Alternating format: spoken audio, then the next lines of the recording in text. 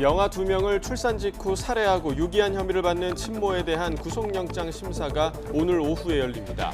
출산 기록은 있지만 출생 신고는 되지 않은 영유아의 행방이 속속 드러나면서 경기도에서만 5건이 수사 중입니다. 이른바 킬러 문항의 배제로 준킬러 문항에 대한 관심이 커지는 가운데 평가원이 9월 모의평가 준비에 착수했습니다. 정부는 오는 26일 사교육 대책 발표와 함께 그동안 출제된 킬러 문항의 구체적인 사례를 공개할 예정입니다. 윤석열 대통령이 베트남 국빈 방문 이틀째인 오늘 베트남 국가주석과 정상회담을 진행합니다. 한 베트남 비즈니스 포럼과 베트남 진출 기업인들과의 오찬 등 경제 행사도 소화할 예정입니다. 대장동 비리 일환인 50억 클럽 의혹을 수사 중인 검찰이 박영수 전 특별검사를 전격 소환했습니다. 검찰은 박 전 특검의 구속영장 청구를 검토하는 한편 조만간 곽상도 전 의원 부자도 소환할 방침입니다. 택배기사가 음주 상태로 트럭을 몰다가 하천으로 떨어져 크게 다쳤습니다. 또 만취한 오토바이 배달원이 택시를 기다리던 보행자를 치고 달아나다가 이를 목격한 또 다른 배달원의 추격에 붙잡혔습니다. 일요일부터 전국이 본격적인 장마권에 들 것으로 보입니다.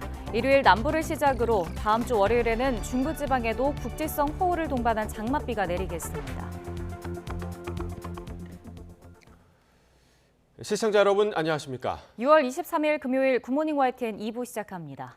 지난 2015년부터 지난해까지 출산 기록은 있지만 출생 신고가 안 된 아동 23명 가운데 최소 3명이 숨진 것으로 감사원 조사에서 드러났습니다. 수원에서 시신으로 발견된 영아 2명이 포함된 수치인데 보건복지부는 해당 기간 미신고 아동 2,200여 명의 안전 여부를 전수조사하기로 했습니다. 박기환 기자가 보도합니다. 경기도 수원에서 영아 2명의 시신이 발견된 가운데 경남 창원에서도 76일 된 영아가 지난해 숨진 것으로 파악됐습니다. 병원 진료도 받지 못한 채 영양결핍으로 숨을 거뒀습니다. 감사원 조사를 통해 지난 2015년부터 지난해까지 의료기관의 출산 기록은 있지만 정작 출생 신고는 되지 않은 것으로 확인된 아동은 모두 2,236명. 이 가운데 23명을 선별해 조사했는데 현재까지 최소 3명이 숨진 것으로 드러난 겁니다. 유기 의심 사례도 있었습니다. 지난 2021년 화성에선 익명의 제3자에게 아이를 넘겼다는 보호자의 진술이 확보됐고 2015년에는 친모가 출산 직후 아기를 베이비박스에 놓고 간 경우도 있었습니다. 추가 피해 우려가 커지자 감사원은 미신고 아동 2천여 명을 위기아동에 포함해 줄 것을 보건복지부에 요청했습니다. 주무부처인 복지부는 아이들의 안전 여부를 전수조사하기로 했습니다. 뒤늦게 실태 파악이 시작됐지만 그동안 아동복지 정책의 허점은 그대로 드러났습니다. 국회에서도 어린 생명을 지키지 못한 정부의 책임에 대한 질타가 이어졌고 병원에서 출산하고도 출생신고 안 된 아기가 2천여 명인데 그러나 병원에도 가지 않고 병원 밖에서 출산한 아기는 누구도 모른다는 사실이에요. 자신의 아기를 유기한 부모의 소식은 너무도 충격적입니다. 저출생 현상이 악화되는 상황에서 아동학대를 넘어 모성애, 가족에마저 몰락하는 대한민국의 사회에 대해 조규홍 복지부 장관은 재발 방지 대책 마련을 약속했습니다. 지금 대안을 마련해가지고 법안 심사 과정에 이제 적극 참여할 예정이고요. 두 법이 빨리 진행될 수 있도록 최선의 노력을 다하겠습니다. 충격적인 사건이 잇따라 드러나면서 출생 신고조차 되지 않은 영아들을 보호하기 위한 제도 개선이 조속히 이뤄져야 한다는 목소리가 커지고 있습니다. YTN 박견입니다.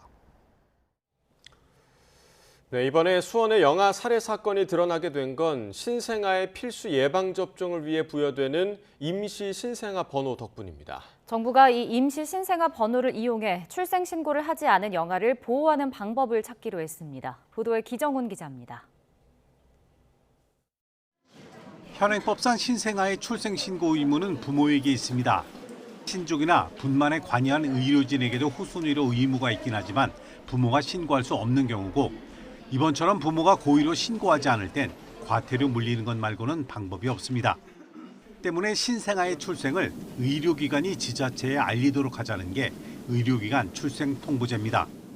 정부는 지난 4월 발표한 윤석열 정부의 아동정책 추진 방안에서 이 제도의 도입 계획을 밝혔습니다.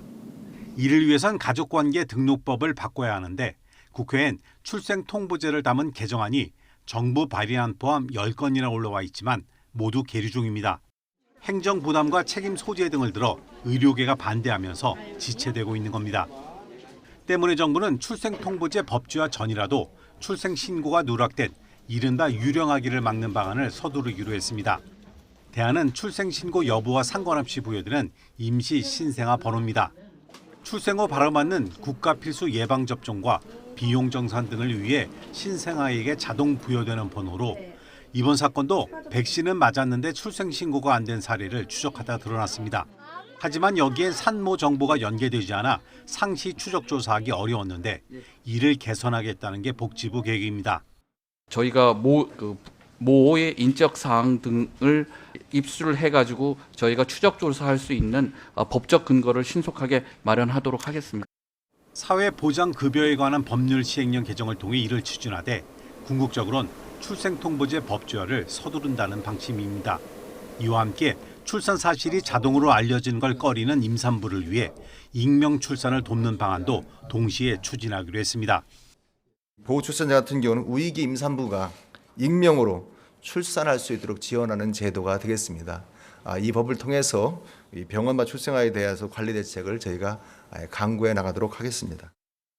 유엔 아동권리협약은 아동은 출생 후 즉시 등록되어야 한다며 출생신고를 아동의 기본권으로 못 받고 있습니다. 이 권리를 위해 법과 제도를 정비하는 것은 이름 없이 숨진 어린 생명들을 추모하기 위해 어른들에게 남겨진 숙제입니다. YTN 기정훈입니다. 영아 살해와 유기 혐의를 받는 친모 35살 고모 씨의 구속 전 피의자 신문이 오늘 오후 2시 반 수원지방법원에서 열립니다. 고 씨는 지난 2018년 11월과 이듬해 11월 여아와 남아를 출산 하루 만에 살해하고 자신의 집 냉장고에 유기한 혐의를 받고 있습니다. 남편 이모 씨와 3명의 자녀를 두고 있는 고 씨는 경제적 어려움을 겪는 가운데 또 임신하게 되자 범행을 저질렀다고 경찰에 진술했습니다. 사건을 수사하는 경기 남부경찰청 여성청소년수사대는 낙태했다는 아내의 말을 믿었고 냉장고에 시신이 유기된 것을 몰랐다는 남편의 말이 사실인지도 조사할 예정입니다. 정부가 공교육에서 다루지 않는 초고난도 문제를 배제한다고 밝힌 가운데 평가원이 9월 모의평가 준비에 착수했습니다. 이른바 킬러 문항이 배제되면서 준킬러 문항에 대한 관심이 쏠리고 있는데 9월 모의평가가 정부가 제시한 공정한 수능의 시험대가 될 전망입니다. 신지원 기자가 보도합니다. 올해 수학능력 시험의 지표가 될 9월 6일 모의평가 준비가 시작됐습니다. 한국교육과정평가원은 최근 현직 교수와 교사 가운데 출제위원과 검토위원 500여 명을 선임했습니다. 위원들은 다음 달부터 학습 생활을 하면서 외부와 차단된 상태로 문제를 출제합니다. 9월 모의평가의 핵심은 최상위권 학생을 가르는 킬러 문항 없이 어떻게 변별력을 유지하느냐는 겁니다. 킬러 문항이 변별력을 위해 있는 거잖아요. 1등급이나 2등급 가르려고. 그런데 그 변별력이 없어지면 사실 1등급이 너무 많아지면 사실 얘가 공부를 진짜 잘하는지 못하는지 분별을 잘 못하잖아요. 결국 변별력을 유지하기 위해서는 준킬러 문항이 늘어날 것이라는 전망입니다. 보통 정답률 10% 미만의 초고난도 문제가 킬러 문항, 정답률 20-30% 수준의 고난도 문제는 준킬러로 통합니다. 최고난도 문항의 난이도를 낮추게 되면 준킬러라고 하는 최고난도 문항은 아니지만 그동안 좀 어렵게 출제됐던 문항들의 난이도도 전반적으로 좀 높여져야만이 변별력을 갖출 수 있는 거잖아요. 발빠른 학원들은 이미 준킬러 문항에 집중하고 있는데 정확한 개념이 없다 보니 수험생의 불안감만 키운다는 지적이 나옵니다. 그러면 준킬러 문항 밑은 뭐예요? 마케팅이나 아니면 과장돼서 표현을 하기 위해서 킬러 문항, 준킬러 문항 뭐 이런 방식의 용어를 쓰게 된 거죠. 결국 9월 모의평가에서야 준킬러 문항이 어느 정도 난도로 얼마나 출제될지 가늠할 수 있을 것으로 보입니다. 정부는 이와 별도로 최근 3년치 수능과 모의평가에 출제된 킬러 문항의 구체적인 사례를 오는 26일 사교육 대책 발표와 함께 공개하겠다고 밝혔습니다. YTN 신지원입니다. 국민의힘이 사교육 이권 카르텔로 인한 왜곡된 교육 현실과 공교육을 정상화하겠다며 당내 특별위원회를 꾸리기로 했습니다. 강민국 수석대변인은 어제 최고위원회의에서 이달곤 의원을 위원장으로 하는 학교교육과 대학 입시 정상화 특별위원회 구성 안건이 의결됐다고 밝혔습니다. 당내 특위는 교육계 전문가들과 함께 사교육 카르텔 혁파와 공정한 대입 정상화, 윤석열 정부가 추진하는 교육개혁 등 현안 전반을 심도 있게 논의할 예정이라고 강 대변인은 설명했습니다. 민주노총 건설노조 장욱기 위원장을 포함한 건설노조 간부 2명이 지난달 서울 도심에서 열린 1박 2일 집회와 관련해 경찰에 자진 출석해 조사를 받았습니다. 이들은 경찰이 헌법이 보장하는 노동권과 표현의 자유를 과도하게 제한하고 있다면서 반발했습니다. 직접 들어보겠습니다. 정부는 그걸 대화를 통해서 이 문제를 풀려고 노력해야 되는데 아무런 조치도 하지 않으면서 저희 건설노동조합의 1박 2일 집회를 불법으로 규정하고 있습니다. 집집법은 아침에 해서 뒷날 아침까지 하도록 되어 있습니다. 그것을 임의로 경찰이 5시까지 해라, 9시까지 해라 이렇게 잣대를 대놓고 저희들을 불법이라고 이렇게 오늘 경찰의 조사를 받으러 오라고 한 것입니다. 저희들은 엄연히 합법적인 표현의 자유를 했을 뿐입니다. 어제 열린 국회 행정안전위원회 전체 회의에서 여야는 노동계 집회 시위에 대한 정부의 대응 기조를 두고 설전을 벌였습니다. 야당 의원들은 정부가 노동자들 시위에 강압적이고 편파적으로 대응하는 건 헌법에 어긋난다며 공권력은 법에 따라 최소한으로 행사돼야 한다고 비판했습니다. 반면 여당인 국민의힘 의원들은 지난달 광양제철소 시위를 거론하며 농성자가 쇠파이프 등을 들고 저항해 경찰도 다쳤다며 집회의 자유를 보장한다고 불법까지 방임할 것이냐고 맞섰습니다. 윤익은 경찰청장도 반헌법적 시위 대응이라는 야당 지적에 동의하지 않는다며 불법 행위를 하는 농성자는 빨리 제압할 필요가 있다고 답했습니다. 윤석열 대통령이 이번 정부 최대 규모인 205명의 경제사절달과 함께 베트남 국빈 방문 일정을 시작했습니다. 윤 대통령은 첫날 문화와 경제 분야에 공들이며 5개 공식 일정을 소화했습니다. 하노이에서 조은지 기자가 보도합니다. 첫날 하이라이트는 단연 한 베트남 문화 교류의 밤이었습니다. 우리나라 아이돌 AB6IX의 등장에 3,000석 공연장을 채운 베트남 소녀 팬이 들썩였고 현지 K-팝 커버 댄스 우승팀까지 무대에 올라 다채로운 합동 무대를 꾸몄습니다. 객석 맨 앞줄에 앉은 윤석열 대통령과 김건희 여사는 흐뭇한 미소로 두 나라 미래 세대의 호흡을 지켜봤습니다. 윤 대통령은 베트남 곳곳에 녹아든 한국 문화를 확인하고 또 알렸습니다. 베트남식 샌드위치에 볶음 김치를 넣은 김치 반미를 함께 맛봤고 서울에 있는 베트남 식당에서 메뉴를 올리면 엄청 편해요. 떡볶이까지 시식하며 K푸드 홍보대사를 자처했습니다. 서로 다른 국적과 배경을 가진 청년들이 모여 교류하고 시너지를 창출하고 경쟁하고 협력하면서 혁신의 길로 나아가고 있습니다. 한글 공부 삼매경인 베트남 청년을 격려하는 장면. 또 베트남 국민 영웅 박항서 전 축구 감독을 동포 간담회에 초대해 같은 상에서 식사한 것도 눈길을 끌었습니다. 또 다른 축은 경제였습니다. 파리에서 2030 부산 엑스포 유치에 앞장섰던 4대 그룹 회장을 비롯해 윤석열 정부 최대 규모인 205명 경제사절단이 베트남에 동행했습니다. 저는 이러한 위기의 극복을 글로벌 공급망 재편의 중심지이자 떠오르는 소비 시장인 이곳 베트남에서 찾을 수 있다고 생각합니다. 윤 대통령은 한 베트남 파트너십 박람회에서 양국 경제교류 현황을 살피고 더 활발한 무역과 역동성을 위해 공조를 강화할 뜻도 밝혔습니다. 국빈 방문 첫날 문화와 경제에 방점을 찍은 윤 대통령은 오늘은 베트남 국가주석과 정상회담을 통해 양국 교류 협력을 양과 질에서 모두 확대한다는 계획입니다. 하노이에서 YTN 조은지입니다. 윤석열 대통령이 베트남 국빈 방문 이틀째 보반 트엉 국가주석과 정상회담을 진행합니다. 트엉 국가주석의 초청에 따라 양자 차원에서 처음 아세안 국가를 찾은 윤 대통령은 공식 환영식에 이어 한 베트남 정상회담을 진행합니다. 대통령실은 베트남은 3대 교역 대상국이자 아세안의 핵심 국가라면서 수교 30주년을 맞은 지난해 포괄적 전략 동반자 관계가 된 데 이어 관계 확대 발전 방향을 논의할 것이라고 밝혔습니다.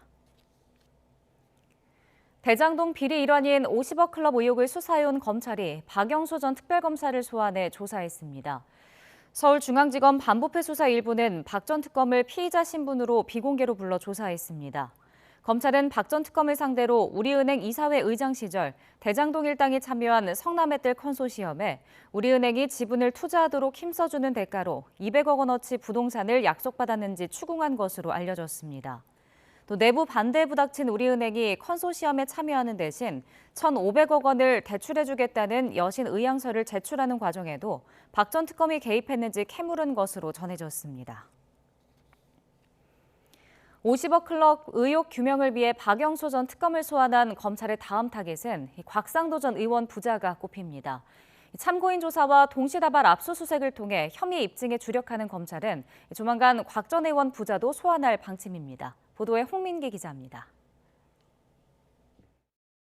지난달 하나금융지주와 하나은행을 압수수색한 검찰은 최근 김병호 전 하나은행장을 소환 조사했습니다. 대장동 일당의 성남의뜰 컨소시엄에 참여한 하나은행이 실제 이탈하려 했는지, 또 김만배 씨 청탁을 받은 곽 전 의원이 하나은행에 영향력을 행사했는지 캐물었습니다. 아들 병채 씨가 화천대유에서 퇴직금으로 받은 50억 원은 곽 전 의원이 하나은행을 잔류시켜 성남의뜰 와해를 막아준 대가라는 의심을 입증하기 위해서입니다. 아울러 강남에 있는 캐피탈 업체를 압수수색해 병채 씨가 사용한 화천대유 법인 차량 내역을 확보했고, 국민건강보험공단의 요양급여 관련 자료도 분석하고 있습니다. 상식선을 넘는 퇴직금 50억 원에 더해 아들에게 제공된 금품 면면이 실상은 경제공동체인 곽 전 의원에게 공여된 뇌물이란 검찰 판단을 규명하는 차원입니다. 압수물 분석 등이 끝나면 박 전 특검에 이어 곽 전 부자도 소환 조사를 피할 수 없을 것으로 보입니다.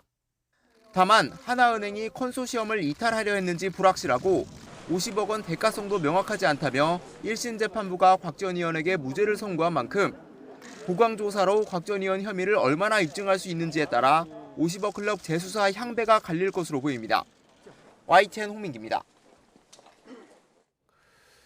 한 택배기사가 음주 상태로 차를 몰다가 하천으로 떨어지는 사고가 났습니다. 또 만취 상태로 오토바이를 타던 배달원이 택시를 기다리던 사람을 치고 달아나는 일도 있었습니다.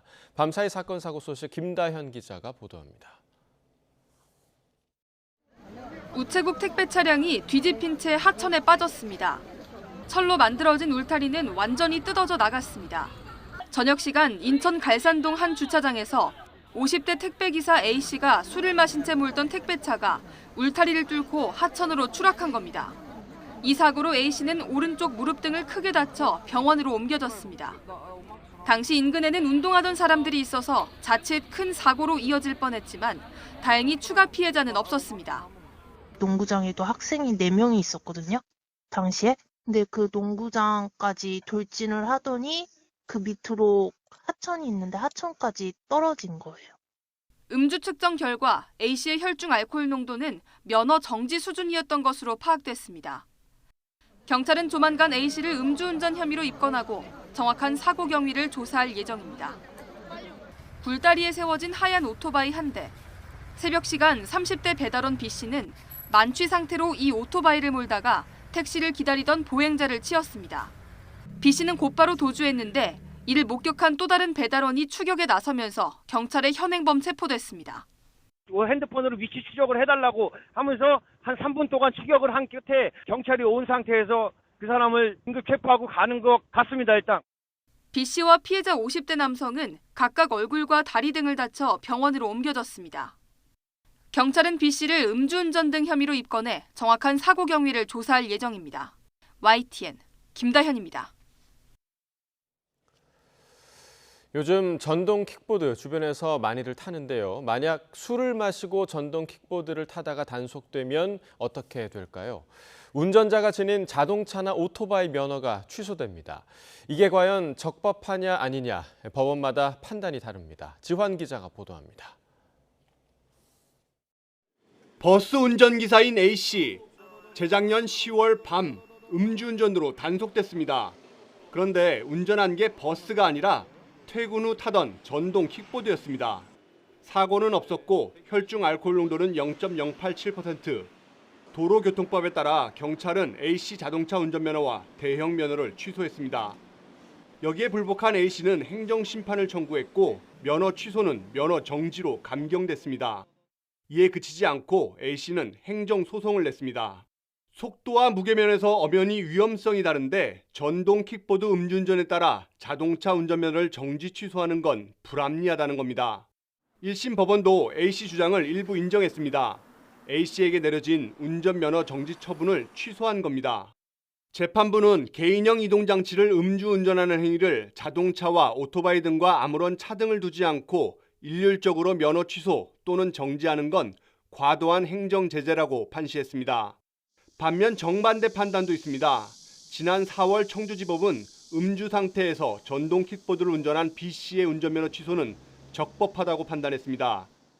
음주운전으로 인한 교통사고를 방지해야 할 공익상 필요가 더 크다는 이유였습니다. 재작년 5월 관련법 개정과 함께 전동 킥보드는 원동기나 자동차 면허가 있어야 운전할 수 있습니다. 사고 예방과 안전을 위해 자동차에 준해 취급한다는 취지인데 음주운전 처분만은 조금 다릅니다. 보행자 사고가 나지 않는 이상 형사처벌 없이 범칙금 10만 원입니다. 다만 음주 수치에 따라 운전자가 지닌 원동기나 자동차 면허를 정지 또는 취소합니다. 예를 들어 만약 무면허 음주 상태에서 전동 킥보드를 몰면 범칙금 대상이지만 면허 있는 사람이 음주운전하면 범칙금은 물론 면허 취소 또는 정지 처분을 함께 받는 겁니다. 전동 킥보드의 위험성을 고려해서 자동차와 같이 취급하려고 도로교통법 규정을 일부 개정을 했지만 음주운전의 경우에는 명확한 규정이 마련되지 않아서 법원마다 혼란이 있는 상황입니다. A씨 재판을 맡은 재판부는 판결문에서 개인형 이동장치 음주운전의 경우 도로교통법 규정과 조화롭게 해석되지 않는다고 밝혔습니다. 이용자는 물론 사고도 점차 늘어나는 상황에서 개인형 이동장치의 관련법 정비가 필요해 보입니다. YTN 지환입니다. 다른 사람의 생명을 구하다가 숨지거나 다친 의인들은 자신의 선행을 증명하고 몇 차례 심사를 거쳐야만 치료비를 지원받을 수 있습니다. 또 의사상자 제도를 모르는 공무원들과 입씨름도 벌여야 해서 자괴감을 느낀다고 하는데요. 강민경 기자가 자세히 전해드립니다. 자영업자 조인수 씨는 지난 4월 가게 근처 다세대 주택 옥상에서 시커먼 연기를 목격하자 주저없이 현장으로 뛰어갔습니다.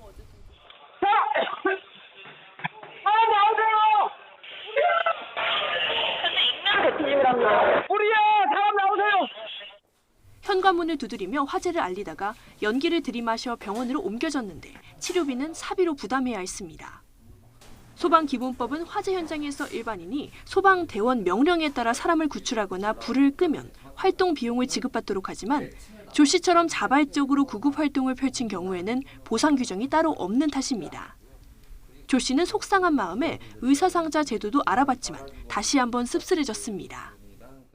본인이 직접 이제는 증빙 자료를 가지고 와야 된다 하더라고요. 뭐 경찰서, 그 다음에 소방서, 그 다음에 응급 구조 활동을 어떻게 했는지 수많은 자료를 요청을 하는데 다른 시민의 생명을 구하다가 다친 의사상자로 예우받으려면 의인이 직접 증거 자료를 모아 신청해야 하고 지자체부터 보건복지부까지 인정받기 위해 거쳐야 하는 관문도 3단계나 됩니다. 게다가 우여곡절 끝에 의상자로 인정받더라도 의료급여와 취업보호 등의 혜택은 저절로 주어지는 게 아닙니다. 다시 발품을 팔아 지자체에 일일이 신청해야 하는데 정작 공무원들은 이런 제도가 있다는 것 자체를 모르는 경우가 허다합니다. 당신네들이 뭔데 취업 신청을 해? 당신들이 그러면 그런 부분에 대해서 설명해 주는데 1시간 넘게 걸려요. 이러다 보니 실제 예우를 받는 의인은 많지 않습니다. 지난 5년 동안 45명이 의상자로 인정된 가운데 의료급여와 취업보호까지 받은 경우는 10명에 그칩니다. 증을 가지고 다니지도 않고 창피하다고 느끼는 분들이 더 많아요. 그리고 이분들이 지금은 그런 말을 많이 해요. 내가 다시 그런 상황이 발생된다면 어느 누구도 내가 하지 말아 하겠다. 우리 사회에서 찾아보기 힘들어진 이타심을 발휘하고서 오히려 상처받는 의인들. 이들이 바라는 건 돈이나 명예가 아닙니다. 좋은 일을 하셨다가 이렇게 병원 치료를 받은 부분에 대해서는 나라에서 이렇게 치료를 해주는 그 제도가 있습니다. 라고 안내를 받고 제가 그 병원을 그냥 나왔더라면은 저는 정말 기뻤을 거예요. YTN 강민경입니다. 우크라이나 지휘부 즉각 보복 경고에도 크림반도를 잇는 교량을 우크라이나군이 미사일로 공격했다고 러시아 측이 밝혔습니다. 푸틴 대통령은 우크라이나군 대반격이 심한 손실로 소강 상태에 있다며 심리전을 폈습니다. 보도에 이종수 기자입니다. 우크라이나 남부 헤르손주와 러시아가 2014년 병합한 크림반도를 잇는 다리가 미사일 공격을 받았습니다. 이 공격으로 교량도로 일부가 파손됐지만 인명피해는 없는 것으로 알려졌습니다. 러시아 측은 이번 공격에 영국이 우크라이나에 제공한 미사일 스톰 섀도우가 사용된 것으로 조사됐다고 주장했습니다. очередное бессмысленное действие по указке из Лондона, сделанное киевским режимом. 스톰 섀도우는 장거리 순항 미사일로 사거리는 250km 이상입니다. 앞서 지난해 10월엔 크림반도와 러시아 본토를 연결 크림대교가 폭발해 교량 일부가 붕괴하고 3명이 숨졌는데 러시아는 이를 우크라이나에 의한 테러로 규정하고 이틀 뒤에 수도 키이우 등 우크라이나 전역에 미사일 84발을 퍼붓는 보복 공습을 가했습니다. 러시아는 이번에도 우크라이나가 장거리 미사일로 크림반도를 공격할 경우 우크라 대통령실 등 지휘부에 대해 즉각 보복할 것이라고 경고했습니다. 푸틴 대통령은 러시아 국영방송과 인터뷰를 통해 이달 초부터 시작된 우크라군 대반격이 지지부진하다고 주장했습니다. Наблюдаем определенное затишье. Связано это с тем, что противник несет серьезные потери. 푸틴 대통령은 미국 미사일 방어망을 무력화시킬 수 있는 사르마트 등 차세대 대륙간 탄도미사일 ICBM 배치를 예고하며 지속적 핵 전력 증강 의지도 강조했습니다. YTN 이종수입니다.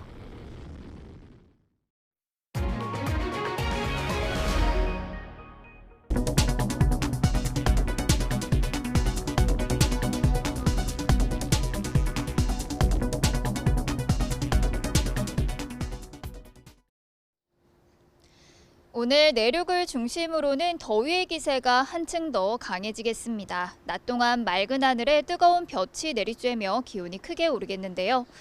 오늘 서울의 한낮 기온은 31도로 어제보다는 무려 5도가량이 높겠고요. 광주는 33도까지 치솟는 등 한여름 더위가 기승을 부리겠습니다.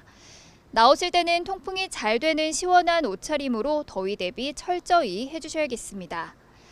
오늘 전국적으로 맑은 하늘이 함께하겠습니다. 다만 오후 늦게 강원 남부와 경북 북부 내륙에는 요란한 소나기가 지나겠는데요. 강원 내륙과 산간에는 쌀락 우박이 떨어지는 곳도 있어서 주의하셔야겠습니다. 한낮에는 전국 대부분 지역에서 자외선 지수가 매우 높은 수준까지 치솟겠고요. 중서부와 남해안 지역은 오존 농도까지 짙게 나타나겠습니다. 현재 기온 살펴보면 서울이 20.8도, 부산은 21.4도로 출발하고 있습니다. 오늘 낮 기온은 서울과 대구가 31도, 대전이 32도, 광주는 33도 등으로 어제보다는 1도에서 5도가량이 높겠습니다. 다가오는 일요일 제주도와 남부를 시작으로 월요일부터는 중부지방에도 올해 첫 장맛비가 내리겠는데요. 장마 시작부터 강한 비가 예상되고 있는 만큼 호우 대비 철저히 해주셔야겠습니다. 아침까지 호남 서해안과 일부 내륙을 중심으로는 안개도 짙게 끼겠습니다. 출근길 교통안전에도 각별히 주의하셔야겠습니다. 지금까지 YTN 신미림입니다.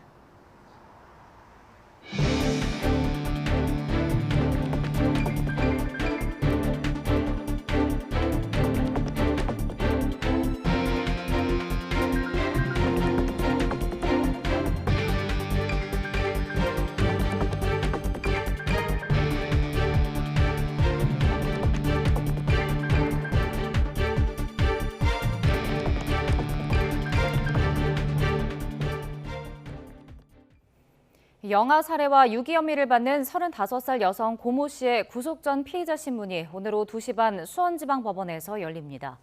고 씨는 지난 2018년 11월과 이듬해 11월 여아와 남아를 출산 하루 만에 살해하고 자신의 집 냉장고에 유기한 혐의를 받고 있습니다. 시 씨는 그제 오후 2시쯤 발견됐는데 고 씨는 지난해 하반기 이사를 하면서 시신도 옮긴 것으로 드러났습니다. 남편 이모 씨와 3명의 자녀를 두고 있는 고 씨는 경제적 어려움을 겪는 가운데 또 임신하게 되자 범행을 저질렀다고 경찰에 진술했습니다. 사건을 수사하는 경기 남부경찰청 여성청소년 수사대는 낙태했다는 아내의 말을 믿었고 냉장고에 시신이 유기된 것을 몰랐다는 남편의 말이 사실인지도 조사할 예정입니다. 경기 안성시에서도 출생이 신고되지 않은 아기 1명이 확인돼 경찰이 친모를 입건해 경위를 조사하고 있습니다. 경기 남부경찰청은 아이를 낳은 뒤 출생 신고 없이 국가가 지원하는 예방접종을 마치지 않은 40대 친모 A씨를 방임 혐의로 입건해 조사하고 있습니다. A씨는 지난해 2021년 충남 천안의 지인 명의를 도용해 출산했고 현재 함께 살고 있는 아기는 건강한 상태인 것으로 확인됐습니다. 경기 화성에선 20대 친모가 아기를 키우기 어렵다며 출산 8일 만에 인터넷을 통해 만난 성인 3명에게 아기를 넘겨주었다고 주장해 유기 혐의로 경찰 조사를 받고 있습니다. 현재 지자체로부터 출생 미신고 영유아와 관련해 수사 의뢰가 들어와 경찰이 조사하고 있는 건 모두 4건으로 파악됐습니다. 수원 냉장고 영아 시신 사건으로 미신고 유령 아동에 대한 사회적 관심이 높아지자 정부가 출산 기록은 있지만 출생 신고가 되지 않은 아동들을 전수조사하기로 했습니다. 이길 보건복지부 제1차관은 긴급 브리핑을 열고 출생 신고가 되지 않은 채 의료기관에서 발급한 임시 신생아 번호만 있는 아동 2,236명을 전수조사해 소재와 안전을 파악할 계획이라고 밝혔습니다. 또 아동이 의료기관에서 태어난 경우 출생 사실이 지자체에 통보되는 출생 통보제에 대해서는 의료기관과의 협의가 원만하게 진행되고 있어 빠르면 이달, 늦어도 다음 달에는 국회 본회의에서 통과할 수 있을 것으로 기대한다고 말했습니다. 이른바 킬러 문항이 없이도 물수능이 되지 않도록 변별력을 확보하라는 정부 방침이 공개된 가운데 한국교육과정평가원이 9월 모의평가 출제 작업에 착수합니다. 평가원은 최근 출제위원과 검토위원 총 500여 명 선임을 마쳤다며 9월 6일로 예정된 모의평가 출제 작업을 다음 달에 시작한다고 밝혔습니다. 모의평가 출제 검토위원은 평가원이 미리 확보한 현직 교사와 교수 가운데 추첨 선발되고 합숙기간 외부와 차단된 상태로 문제를 검토합니다. 교육부가 사교육 이권 카르텔을 근절하기 위해 범정부 협의회를 열고 경찰, 공정거래위원회 등 관계기관과 함께 엄정 대응에 나섰습니다. 오늘부터 2주간 교육부 홈페이지를 통해 허위 과장 광고나 과다한 수업료 청구 등 학원과 피해 신고를 접수할 수 있습니다. 교육부 차관의 발언을 직접 들어보겠습니다. 그동안 수능 출제 당국은 손쉽게 변별력을 확보하고자 공교육 교과 과정에서 다루지 않는 문제들, 소위 킬러 문항을 만들어냈고 이를 수능을 전문으로 하는 일부 대형 입시학원들이 교묘히 이용하면서 학생과 학부모들이 사교육에 의존하도록 만들어서 피해를 주어왔습니다. 학생, 학부모의 불안감을 자극해서 고액 사교육을 조장하는 허위 과장 광고, 정해진 금액을 초과한 과다 교수비 징수 행위, 별도 교재비 청구 등 사교육 현장의 잘못된 부조리를 일소해야 합니다. 여야는 오늘 국회 교육위원회 법안심사 소위원회를 열어 최근 전체 회의에서 통과시킨 학교폭력 예방법 개정안과 관련한 후속 논의를 이어갑니다. 오늘 논의 대상은 사이버 따돌림이나 학폭 관련 세부 규정과 함께 미인과 교육시설 내 폭력도 학폭 예방법 대상에 포함할지 여부 등입니다.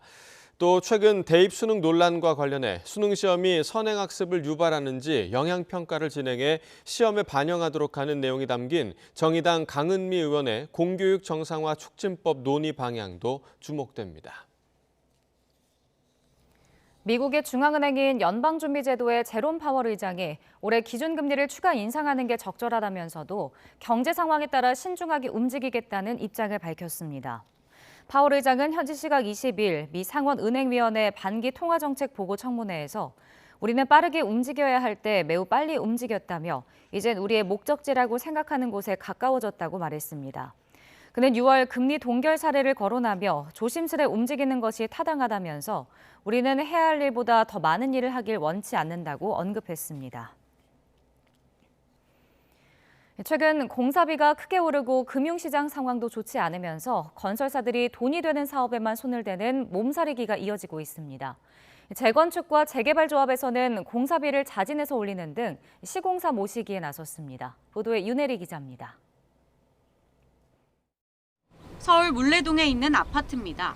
1980년대에 지어져 현재 390여 가구가 입주해 있습니다. 재작년 재건축 사업 시행 인가를 받았는데 3년째 시공사를 찾지 못했습니다. 공사비를 평당 525만 원에서 720만 원까지 올렸지만 한 곳도 입찰에 나서지 않으면서 유찰된 것만 이번이 5번째입니다. 우크라이나 전쟁, 또 공사비, 철근, 또 레미콘 이런 파동 때문에 상당히 많이 올린 상태에서 시작을 하게 됐지요. 그래서 720만 원에 세 번째, 네 번째 유찰이 돼서 5번째 이제 수의 계약으로 했으나 아파트 단지가 커도 예외는 아닙니다. 서울 양천구에 1,600여 가구가 들어설 재건축 예정지도 결국 2차례 유찰 끝에 단독 입찰한 시공사와 수의 계약을 맺기로 했습니다. 이렇게 시공사를 찾지 못하는 정비사업장은 서울에서 심심치 않게 찾아볼 수 있습니다. R자 사업으로 꼽히는 서울의 재건축, 재개발 사업마저 건설사들이 선별적으로 수주에 나서고 있는 겁니다. 최근 원자재 가격 인상과 인건비 상승, 금융비용까지 커지면서 건설사들의 원가 부담이 매우 커졌고요. 그래서 예전처럼 공격적인 수주 경쟁보다는 수익성 확보가 가능한 사업을 선별해 수주하는 신중한 경향을 보이고 있습니다. 문제는 앞으로 이런 사업장이 더 늘어날 수 있다는 겁니다. 서울시는 다음 달부터 시공사 선정 시기를 기존 사업 시행 인가 이후에서 조합 설립 인가 이후로 앞당기기로 했습니다. 시공사를 선정할 수 있는 시기가 빨라진 건데 지금처럼 공사비가 계속 오르는 상황에선 건설사들이 미리 수주에 나서지 않을 가능성도 큽니다. 원자재 값이 오르고 금융시장도 불안해지면서 주택 건설사들이 몸살이기를 하고 있고요. 입지가 좋지 않거나 소단지들은 사업이 연기되고 이렇게 되면은 2, 3년 뒤에는 주택시장의 수급 불균형에 따른 불안 요인으로 작용할 수가 있습니다. 전문가들은 장기적으로 돈이 되는 사업에만 치열한 수주전이 벌어지는 양극화 현상은 더 심해질 수 있다고 우려합니다. YTN 윤혜리입니다. 이처럼 원자재 가격과 인건비 인상은 분양가 인상으로도 이어지고 있지만 오히려 서울 지역 청약에서는 50대 1에 이를 정도로 경쟁률이 올라가는 현상이 나타나고 있습니다. 앞으로도 분양가가 계속 오를 거란 전망 때문에 지금 분양하는 아파트가 가장 싸다는 인식에 따른 것으로 풀이됩니다. 보도에 이동우 기자입니다. 서울 은평구 6호선 세전역 근처에 들어설 예정인 아파트. 3.3제곱미터당 분양가는 평균 2,610만 원이어서 전용 면적 84제곱미터가 8억 원대에 이릅니다. 지난 2020년 같은 구에서 공급된 분양가 1,992만 원과 비교하면 3년 만에 30% 정도 올랐습니다. 하지만 이 단지는 비교적 저렴한 분양가라는 평가를 받으며 지난달 청약 경쟁률 78.9대 1을 기록하며 계약이 완료됐습니다. 지난해 12월 분양한 강동구 둔촌주공 재건축인 올림픽파크 포레오는 고분양가 논란을 빚으며 계약 포기가 속출하기도 했습니다. 그렇지만 현재 전용면적 84제곱미터 입주권은 18억 원 정도로 13억 원이었던 분양가에 비해 5억 원 정도 올랐습니다. 낮은 층 외진 쪽은 17억 5천, 아주 좋은 거 남양 판상형 높은 층은 18억 5천 이렇게 형성되어 있어요. 거래는 좀 활발한 편이에요. 올해 서울 아파트 평균 청약 경쟁률은 49.8대 1로 전국 평균의 7배를 넘었습니다. 지난해 평균 10.3대 1보다 5배 가까이 높아진 셈입니다. 서울 청약시장의 분위기가 반전된 것은 부동산 규제 완화와 금리 인하 영향인 것으로 풀이됩니다. 서울 지역 저점론이 힘을 얻고 원자재가 급등으로 분양가격이 계속 오르고 있습니다. 지금 분양하는 아파트가 가장 싸다는 인식과 젊은 층 실수요자의 구매 심리가 확산되면서 올 하반기엔 청약 열기가 더 뜨거워질 전망입니다. 실제로 공사비 인상 등으로 지난해 분양가는 16% 넘게 올랐고 올해 들어서도 15% 가까이 뛰는 등 최근 2년 동안 오름세가 가파릅니다. 분양가격 급등세가 오히려 청약 수요를 키우고 있는 셈입니다.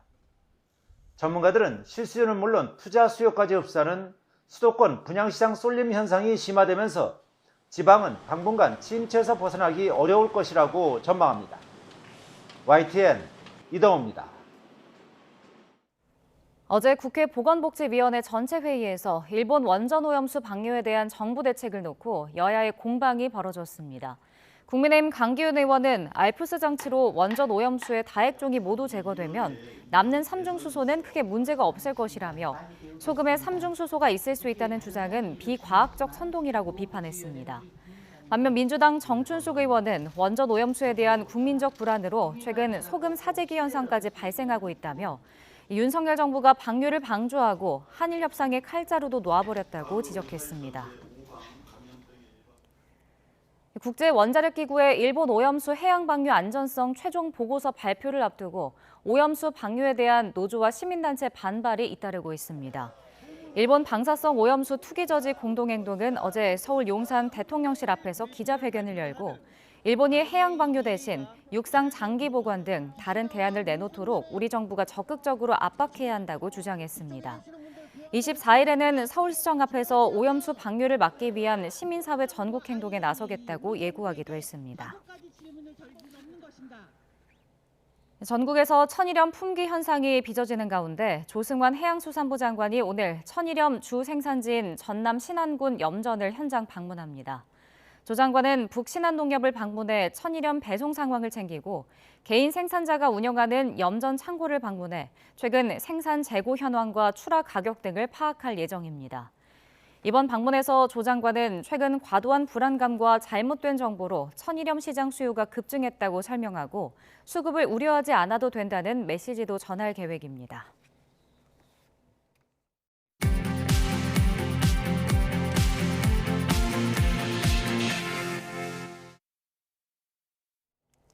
이 시각 세계는입니다. 침몰한 타이타닉호 관광에 나섰다가 실종된 잠수정의 탑승객 5명 전원이 결국 사망했습니다. 미국 해안경비대가 타이타닉호 인근에서 부서진 잠수정의 잔해를 발견했습니다. 보도에 이상순 기자입니다. 기적은 일어나지 않았습니다.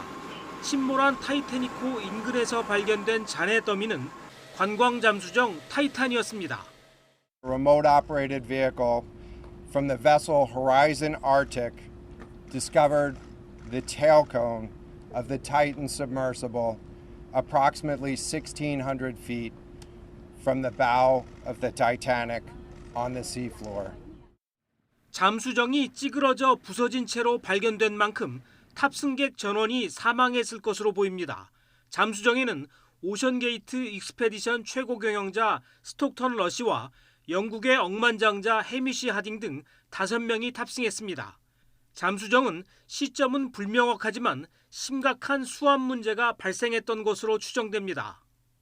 In consultation with experts from within the Unified Command, the debris is consistent with the catastrophic loss of the pressure chamber. 잠수정은 지난 일요일 심해로 내려간 지 얼마 안 돼 모선과 교신이 끊기자 수색 작업이 시작됐습니다. 지난 21일 이후 한때 해저에서 쾅쾅 치는 소리가 감지돼 생존 가능성이 기대되기도 했지만 결국 기대는 물거품이 됐습니다. 이번 사고에 앞서 잠수정에 탑승한 사람들은 몇만 원짜리 게임용 무선 리모컨으로 조종했던 잠수정의 위험천만한 경험담을 공유했습니다. Everybody was nervous. Could we reach the bottom or have we returned? Because some dives before they got problems with the battery systems by 1,600 meters. 탐사에 나섰다 사망한 잠수정 업체 대표의 부인 웬디 러시는 111년 전 타이타닉호 침몰 사망자 스트라우스 부부의 고손녀인 것으로 알려졌습니다.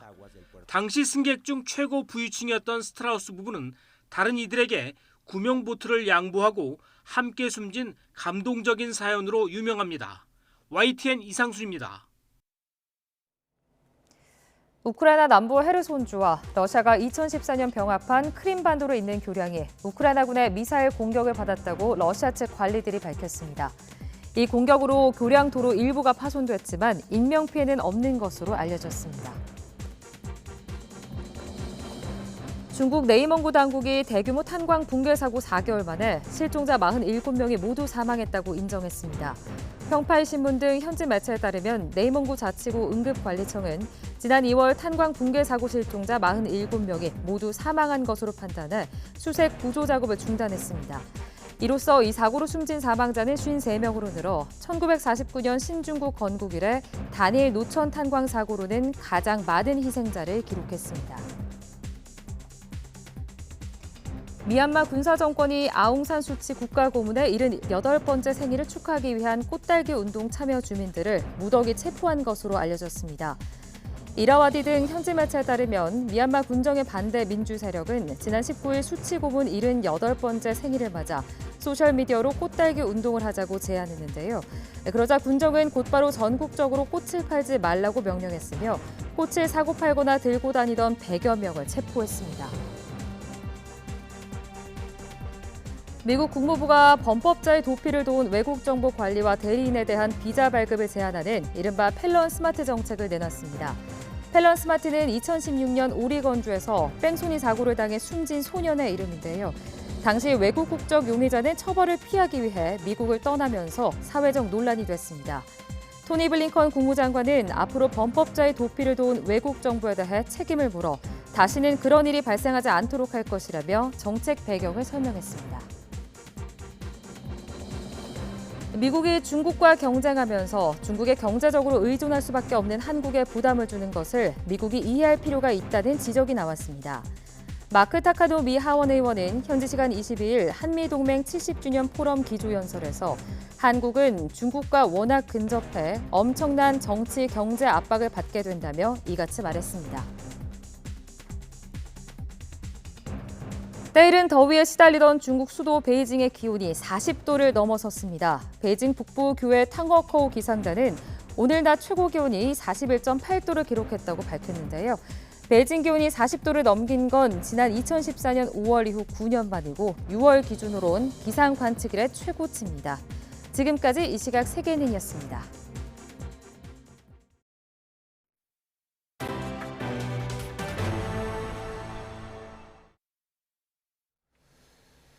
금융당국이 불안전 판매와 횡령과 같은 금융사고 발생을 예방하고 사고 발생 시 책임을 명확히 묻기 위해서 내부 통제 제도를 개선하기로 했습니다.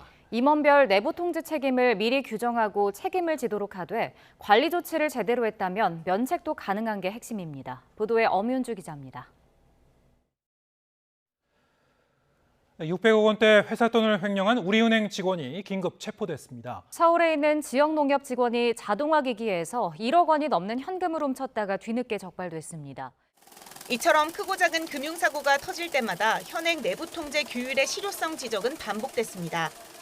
이를 개선하기 위해 앞으로 금융회사 대표이사는 각 임원의 내부 통제 책임을 배분하는 책무 구조도를 미리 작성해야 합니다. 금융사별 특성에 맞는 시스템을 운영하되 주요 업무에 대한 책임자를 정해 책임 회피를 막겠다는 취지입니다. 내부 통제와 관련된 임원 개개인의 책임을 명확히 규정해 놓음으로써 내부 통제에 대한 임원분들의 관심과 책임감을 높이고자 하는 것입니다. 특히 대표이사에게는 내부 통제 체계를 구축할 의무를 부과하면서도 조직적, 장기적, 반복적으로 문제가 발생하는 시스템적인 실패에 한해서만 책임을 물을 수 있도록 했습니다. 대신 내부 통제 관리를 미흡하게 했다면 해임 권고와 같은 중징계를 내릴 수 있는 반면 상당한 주의를 다해 조치했다면 책임 감경 또는 면제도 가능합니다. 경영진이 책임감을 갖고 충실하게 이행한다면 내부 통제 부재에 따른 금융사고 사건의 발생과 이로 인한 금융소비자의 피해 및 고통도 줄어들 수 있을 것이라고 생각합니다. 다만 대표이사에게 책임을 묻는 시스템적 실패를 어떻게 규정할지, 면책 기준이 상당한 주의의 수준을 어느 정도로 정할지는 관건입니다. 일정 수준 이하의 내부 통제 실패에 대해서는 그냥 내부적으로 징계를 통해 조치하는 것도 사실은 이제 불분명한 기준을 유지하거나 마련해서 아직도 금융회사나 임직원이 책임져야 될 그 금융사고에 대해서 여전히 그 높은 면책 가능성을 해소했다고 보기엔 좀 어렵다. 이에 대해 금융당국은 앞으로 업계의 의견 수렴을 거쳐 제도 개선 내용을 구체화한 뒤 조속히 입법을 추진할 방침입니다. YTN 엄윤주입니다. 생후 40일 된 아기를 학대해 숨지게 한 혐의로 기소된 친모가 법정에서 혐의를 모두 인정했습니다. 인천지방법원 심리로 열린 첫 재판에서 아동학대 살해 혐의로 구속 기소된 20대 A씨는 공소 사실을 모두 인정하는지 묻는 재판장의 질문에 그렇다고 답했습니다. 중증 지적장애인인 A씨는 지난 4월 26일 인천 마전동에 있는 아파트에서 아들을 일부러 방바닥에 떨어뜨리고 호흡이 가빠지는 모습을 확인하고도 방치해 숨지게 한 혐의로 재판에 넘겨졌습니다. 태풍 흰남노 영향으로 발생한 경북 포항 아파트 지하주차장 침수 사고 피의자들이 검찰에 송치됐습니다. 경북경찰청은 어제 포항시 공무원과 농어촌 공사 직원, 아파트 관리업체 관계자 등 13명을 업무상 과실치사상 혐의로 불구속 송치했습니다. 경찰은 이들이 상류 저수지나 아파트 배수시설 등을 제대로 관리하지 않은 과실이 모여 과실범의 공동정범으로 참사가 일어났다고 판단했습니다. 오늘은 계절의 시계가 한 달 이상을 앞서가겠습니다. 낮 동안 내륙을 중심으로 기온이 크게 올라 덥겠는데요. 오늘 서울의 한낮 기온은 31도로 어제보다는 5도가량이 높겠고요. 광주는 33도까지 치솟는 등 한여름 더위가 기승을 부리겠습니다. 아침까지 호남 서해안에는 안개가 짙게 끼겠고요. 오후 늦게 강원 남부와 경북 북부 내륙에는 요란한 소나기도 지나겠습니다. 또 맑은 하늘에 강한 볕이 내리쬐며 자외선 지수와 오존 농도까지 높게 치솟을 것으로 보입니다. 현재 기온 살펴보겠습니다. 현재 서울 기온은 20.8도, 대구는 19.9도, 부산은 21.4도를 보이고 있고요. 오늘 낮 기온은 어제보다 1도에서 5도가량이 높아 덥겠습니다. 서울이 31도, 대전이 32도, 광주는 33도까지 크게 오르겠습니다. 다가오는 일요일 제주도와 남부를 시작으로 월요일부터는 중부지방에도 올해 첫 장맛비가 내릴 전망입니다. 지금까지 날씨 정보였습니다. 굿모닝 YTN 2부 마칩니다. 잠시 후 6시 50분 3부에서 뵙겠습니다.